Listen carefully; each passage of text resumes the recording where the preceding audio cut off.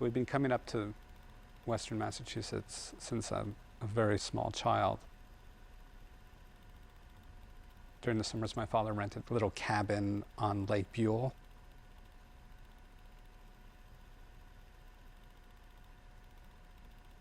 So I have very early and very powerful memories of coming up here.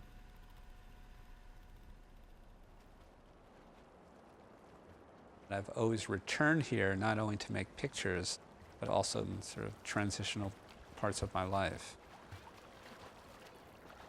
There was a period of time earlier in my life where I continued to try to make the pictures I was making previously, and I just couldn't do it.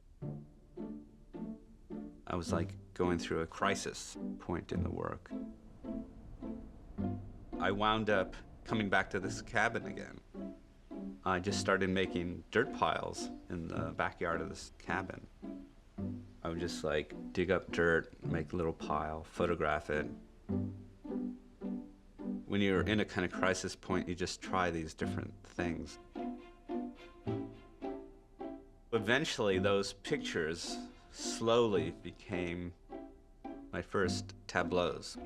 Those pictures are very influenced by museum dioramas.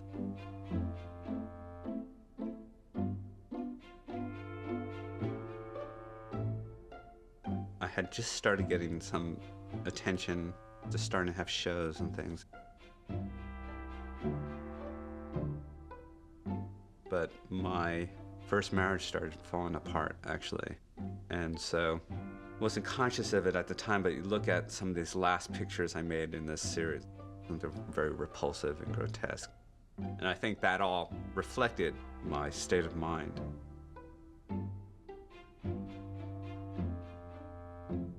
And I was starting to have these weird dreams of floating dreams. This is like a kind of common anxiety dream. I kept thinking it would be really interesting to do a series of pictures from an elevated point of view.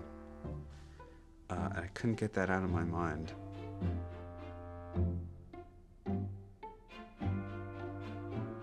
And I started thinking, well, it'd be interesting if we could make some kind of interventions into the street.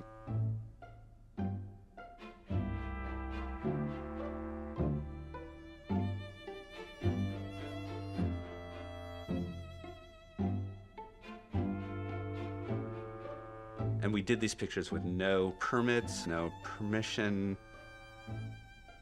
No one seemed to care or even be interested. There's one picture that I called down to my assistant.